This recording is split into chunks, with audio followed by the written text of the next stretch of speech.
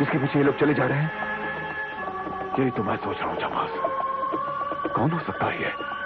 लेकिन एक बात तो साफ है कुंवर, ये लोग धोखा खा गए हैं।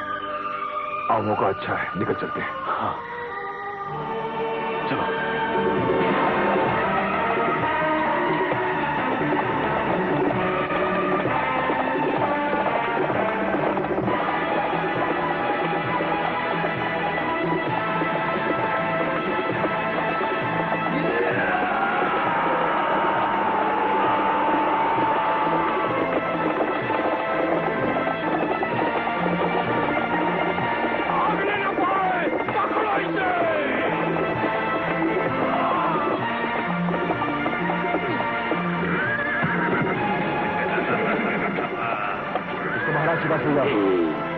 मैं जाबाज के लिए जाता हूँ।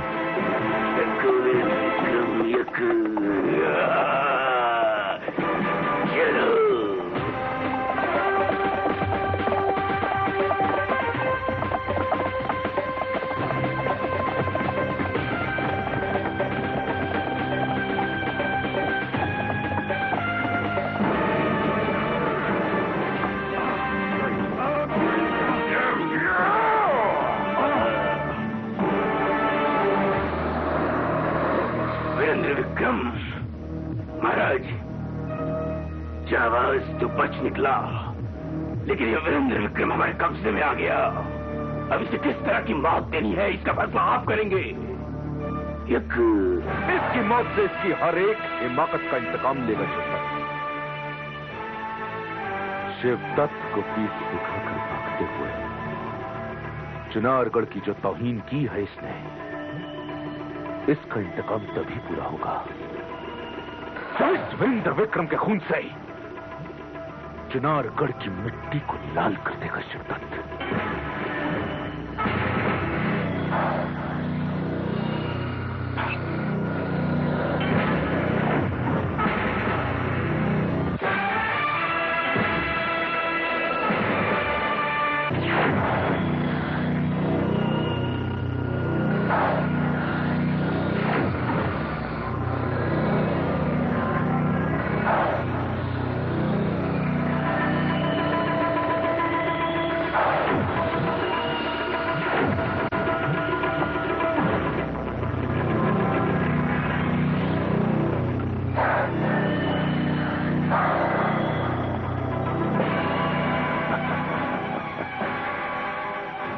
तुम अपने आप को बहुत शातिर समझते हो ना शिवदत्त,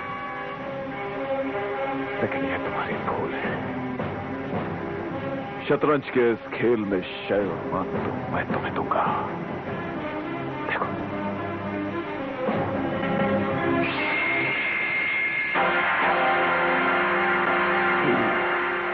कौन हो तुम?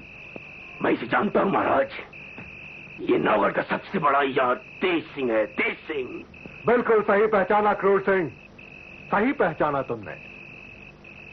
जिस तरह बद्री जैसा यार धोखे और फरेब से युवराज वीरेंद्र विक्रम को गिरफ्तार कर सकता है, उसी तरह मुझ जैसा यार ईमानदारी और वफादारी से उनको रिहा करा सकता है। इतना बड़ा धोखा, शिवदत्त से धोखा? जैसा बोओगे वैसा ही काटोगे शिवदत्त। तुम तो हवा में महल बांधने के ख्वाब देख रहे थे और मैंने एक ही झटके में तुम्हारे पैरों तले से जमीन खींच ली। मुझे तो तुम पर तरस आता है शिवदत्त। तुम्हारे हुक्म अनुसार सुमेधा से तुम्हारी सेना निकल चुकी होगी और महाराजा सुरेंद्र सिंह के हुक्म और योजना के अनुसार सुमेधा का वो हिस्सा जिसमें तुम बेईमानी से कब्जा कर चुके थे, नौगढ़ की सेना अब तक वापस हासिल कर चुकी होगी। वीरेंद्र विक्रम की जान के बदले में सुमेधा का खजाना और जाबाज, यही सौदा था ना तुम्हारा। लेकिन अब ना तो तुम्हारे पास सुमेधा है, ना वीरेंद्र विक्रम, ना जाबाज। ये मत भूलो कि अब तुम शिवदत्त की हिरासत में हो। तेज सिंह को आज तक कोई हिरासत में न रख सका है, न रख सकेगा। तेज सिंह तो हवा का एक झोंका है, और हवा को कोई कैद कर सकता है शब्द?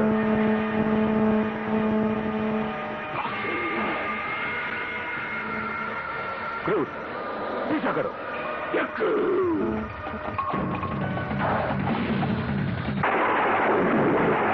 प्रणाम महारानी। आइए महारानी। महारानी आप आ गई। बलमगढ़ के लंबे सफर से आप थक गई होंगी।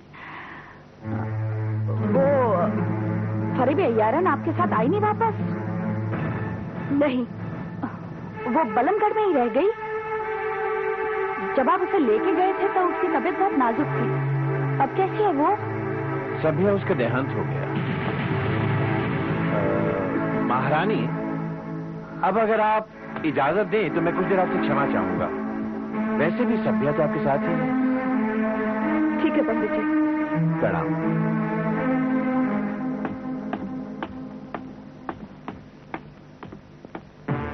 हमारी योजना के मुताबिक तुम सब अपनी अपनी जगह तैनात रहना और मेरे इशारे का इंतजार करना।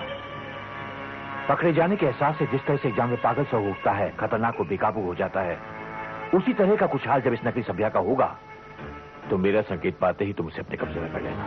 जो आज्ञा। चलो। क्या बात है, आप मुझसे नाराज है क्या? मैंने कोई अनुचित बात कर दी जिसकी वजह से आप यूं बेरुखी से मुझसे पेश आ रही हैं? तुम्हारे इन सवालों का जवाब देना हम कतई मुनासिब नहीं समझते। आपने मुझसे ऐसे परायों जैसे पहले कभी बात नहीं की। बताइए ना, मुझसे कोई गलती हो गई? तुम्हारे इन सवालों का जवाब तुम्हें खुद ब खुद मिल जाएगा। पहले तुम हमारे सवालों का जवाब दो। आपके अंदाज से लग रहा है कि आपको मुझ पर शक है, और ये शक की तलवार की धार बहुत तेज होती है। अगर आप ये तलवार मुझ पर चलाकर मेरा सर कलम करना चाहती है तो कर लीजिए। पूछिए जो पूछना है आपको, मैं तैयार हूँ। हमारा पहला सवाल, तुम्हारे कक्ष में अनगिनत नागों से तुम्हारी जान पर हमला किया गया था। वो साजिश किसने की थी और तुम्हारी जान किसने और कैसे बचाई थी? वो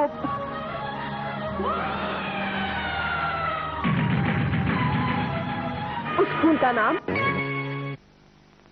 हमारा पहला सवाल, तुम्हारे कक्ष में अनगिनत नागों से तुम्हारी जान पर हमला किया गया था। वो साजिश किसने की थी और तुम्हारी जान किसने और कैसे बचाई थी? वो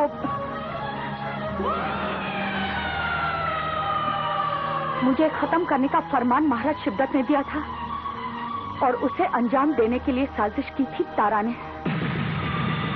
और मेरी जान आप ही ने तो बचाई थी महारानी। आपने अपने मुंह से मेरे जिस्म से विष को चूस कर निकाल दिया था। हमारा दूसरा सवाल, महाराजा शिवदत्त के विष के प्रकोप से बचने के लिए एक सिद्ध पुरुष ने हमें एक औषधि दी थी। उस औषधि को किसी एक वस्तु से दूर रखने की चेतावनी भी दी थी। उस वस्तु का नाम क्या था? वो वस्तु थी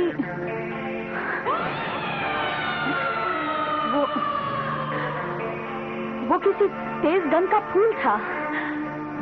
उस फूल का नाम?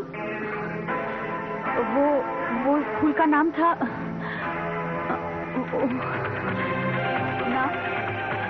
वो नाम कैसे याद आएगा तुझे? अगर तू असली सभ्या होती तो उस फूल के नाम पर यूं अटकती नहीं। नाम था वो महारानी, मुझे याद है लेकिन मेरी जबान पर अटक रहा है। मैं कोशिश कर रही हूँ। वो फूल का नाम था वन चंपा। हमारा तीसरा सवाल, तुम हमारे बहुत निकट हो, हमारी हर भावना से वाकिफ हो, इसीलिए हमारी हमराज भी हो। इसी बिना पर तुम्हें यह पता होना चाहिए कि हमारे जिस्म पे एक खरोच है, वो किन हालात में और कैसे हुई थी। महारानी जी, आपका ये सवाल बहुत ही व्यक्तिगत सवाल है और मुझे हिचकिचाहट हो रही है इसका जवाब देने में। अब तुम करीब करीब मेरे शिकंजे फंस चुके हो। माफ कीजिए लेकिन मैं इसका जवाब नहीं दूंगी। मुझे इसी पल का इंतजार था सभ्या। तुम इस सवाल का जवाब क्यों नहीं दे सकती?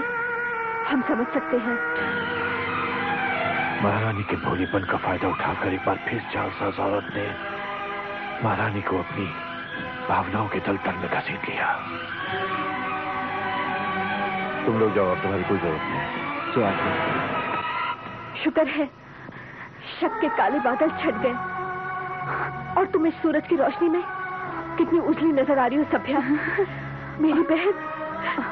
महारानी, मैं आपके इस सवालों की कसौटी में खरी उतर आई, इसकी मुझे खुशी है, वरना आपका ये शक लहू लुहान कर देता उस विश्वास को जो मेरे और आपके रिश्ते की बुनियाद है। खोया हुआ विश्वास जितना इतना आसान तो कभी नहीं होता सभ्या, जितना आसान तुमने उसे बना दिया है। तुम्हारे दिमाग की उधेड़ गुण वाकई काबिल तारीफ है। ये आप क्या कह रहे हैं पंडित जी? अब आपके पास कोई वजह नहीं के साथ इस तरह पेश आने के लिए। सभ्या का दिया हुआ हर एक जवाब सही था, अब फिर भी आप इसमें बेवजह शक कर रहे हैं। मेरा शक मेरे अनुभव का तत्व है महारानी। आप नहीं जानती कितनी बारीकी से इसने सारी मालूमात की होंगी। सभ्या के साथ जुड़े हुए आपके हर लम्हे की तहकीकात की होगी इसने।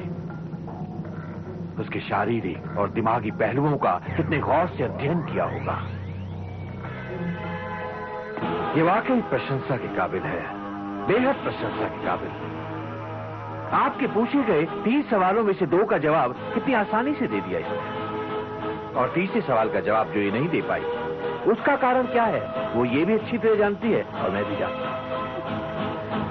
अगर महारानी के तीसरे सवाल के जवाब में मेरी खामोशी आपके लगाए हुए इल्जामों की बुनियाद है तो महारानी ने बता दीजिए कि उस सवाल का जवाब मैं अभी दे सकती हूँ, लेकिन मैं नहीं दूंगी क्योंकि मैं वो वाकया दोहराना नहीं चाहती और महारानी के लिए मेरा लिहाज सिर्फ महारानी ही समझ सकती है। और मैं पंडित जी। महारानी, अब आप मुझे यहाँ से जाने की इजाजत दीजिए।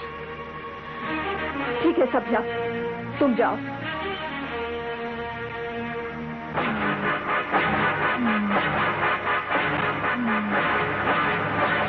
महारानी, क्या मैं आपसे कुछ अर्ज कर सकता हूँ? कहिए पंडित जी। क्या आप ये मंजूर करती हैं महारानी कि विश्वास की जितनी अहमियत होती है अंधविश्वास उतना ही आत्मघातक साबित होता है? जी। सभ्या आपके बहुत करीब है, आपके हमराज है, आपकी हर भावना से परिचित है। मैं भी इसे मंजूर करता हूं, लेकिन आपको भी यह मंजूर करना चाहिए कि यही वजह है सभ्या पर आपका अंधविश्वास। सभ्या वो नहीं जिसे आप समझ बैठी हैं। ये जो आत्मघातक अंधविश्वास के बादलों से आप घिर रही हैं महारानी, ये मुझे मंजूर नहीं, ये मुनासिब नहीं है महारानी। क्या मुनासिब है और क्या मुनासिब नहीं, इसका फैसला हमने हमारे दिल पर छोड़ दिया है। और जब सभ्या हमारे दिल के इतने करीब आ चुकी है जितनी हमारी दिल की धड़कनें, तब आपकी ये सारी दलीलें सिर्फ एक इल्जाम बनकर रह जाती है। महारानी, इल्जाम उसी पर लगाया जाता है जिस पर गुनाहगार होने का शक होता है, लेकिन इस वक्त आपके शक की तलवार से रिहा होने के लिए उसने आपकी आंखों पर अपनी माया की पट्टी बांध दी है। इसीलिए आप वही देख पा रही हैं जो वो आपको दिखाना चाहती है, आप वही सुन पा रही हैं महारानी जो वो आपको सुनाना चाहती है। जो आप सुनना चाहते हैं वो सभ्या ने नहीं कहा, जो आप देखना चाहते हैं वो आपको दिखाई नहीं दिया, फिर भी आप सभ्या पे बेवजह शक कर रहे हैं। पंडित जी, आपके कहे अनुसार हमने सभ्या की परीक्षा ली और सभ्या उसी परीक्षा के आग के शोलों पर चलकर भी कामयाब उतरी है। इसमें अब कोई शक नहीं, वो ही सभ्या है, कोई फरेबी नहीं। और तो और पंडित जी, एक बात और, ये बात अब खत्म हो चुकी है, ये मसला अब हल हो चुका है। यदि आपको ये मसला फिर हल करना है तो किसी ठोस सबूत के साथ उठाइएगा। प्रणाम पंडित जी।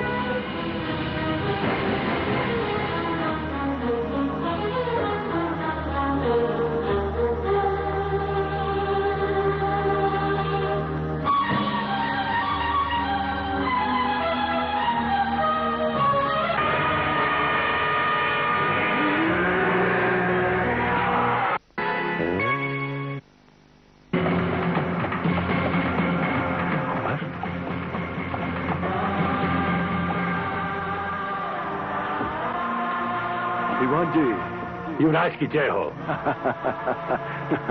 कैसे जाबाज? ठीक हो दीवान जी। बड़ी खुशी हुई आप दोनों को देखकर। अरे उस दलील शिवदत्त के कैदखाने में इतनी ताकत कहाँ कि हमारे युवराज को कैद कर रखे। हम जानते थे आप उसकी हर जंजीर, हर सलाख तोड़कर सही सलामत वापस आ जाएंगे। लेकिन हमें यह कतई उम्मीद नहीं थी कि आप हमें यहाँ इस तरह मिलेंगे दीवान जी। कोई खास बात? हाँ युवराज, खास बात तो यह है कि महाराज के हुक्म के मुताबिक हमारी सेना यहाँ मौजूद हैं और हमने सुमेधा को चारों तरफ से घेर रखा है ताकि जरूरत पड़ने पर दुश्मन पर हमला किया जा सके और उससे शिकस्त दी जा सके। आपकी ये आक्रमण की योजना तो हमारी समझ में आ गई दीवान जी, लेकिन हम जिस पहेली में उलझे हुए हैं, हो सकता है उसे सुलझाने में आप कामयाब हो जाएं। क्यों जाबाज? हाँ कुंवर, उस हैरत अंगेज मंजर से मैं भी अपने आप को अब तक निकाल नहीं पाया हूं। किस हैरत अंगेज मंजर की बात कर रहे हैं आप दोनों? दीवान जी, जब शिवदत्त के सैनिकों से हम अपना पीछा छुड़ा रहे थे, तब अचानक एक फरिश्ता मेरी शक्ल में वहां आ पहुंचा और जिन सैनिकों के घेरे में हम फंसे हुए थे, उन्हें बड़ी होशियारी से गुमराह करके वहां से ले गया। उसने सिर्फ उन सिपाहियों को गुमराह ही नहीं किया दीवान जी, बल्कि मेरा अंदाजा तो यह कहता है कि उसने अपने वजूद को, अपने अस्तित्व को हमारी खातिर दांव पर लगा दिया होगा, वरना उस वक्त वहां से निकल पाना तो हमारे लिए नामुमकिन था। नामुमकिन को मुमकिन बना देने वाला ये फरिश्ता कौन हो सकता है? आप बताइए दीवान जी। नामुमकिन को मुमकिन बना देने वाला कोई और नहीं था कुंवर, वो हमारा अपना तेज सिंह था। क्या?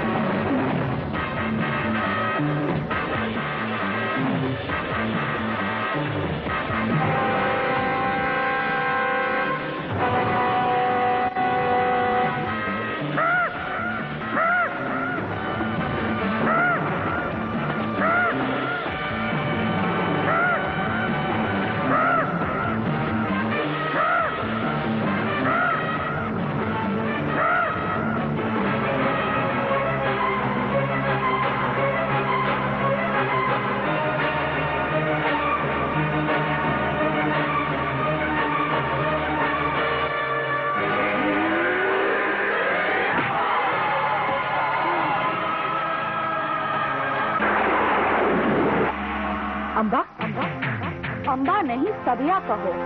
कलावती की सबिया, चुनारगढ़ की महारानी की सबिया। आज अंबा ने अपनी अकल से, होशियारी से और जालसाजी से बिना किसी शक व शुबा ये साबित कर दिया कि वो और कोई नहीं, सबिया ही है। ये तो कमाल हो गया। पंडित जगन्नाथ जैसे शातिर दिमाग को तुमने मात कैसे दे दी? ये कैसे मुमकिन है? मुमकिन हुआ है तारा, मुमकिन हुआ है। कलावती के कमजोर और भावुक दिमाग की वजह से मुमकिन हुआ है।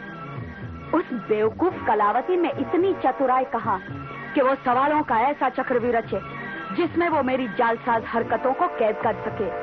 ये योजना तो पंडित जगन्नाथ के दिमाग की इजाद थी, लेकिन अंबा ने न सिर्फ उस चक्रव्यूह को तोड़ दिया, बल्कि अब तो पूरी तरह से सबिया की शक्ल को सबिया के वजूद में समा लिया है और उस पंडित जगन्नाथ को इस तरह पराजित किया कि जिंदगी भर वो अपने अपमान की आग में झुलसता रहेगा। अंबा, राजनीति, चाले और दांव पेच में तुमसे ज्यादा समझती हूँ। अपने दुश्मन को कभी अपने से कमजोर नहीं समझना चाहिए, और खास तौर से जब वो दुश्मन पंडित जगन्नाथ जैसा कोई हो। पंडित जगन्नाथ कलावती के सामने हुए अपने अपमान का बदला तुमसे जरूर लेगा। उसे बदला लेने की फुर्सत मिलेगी तब तो।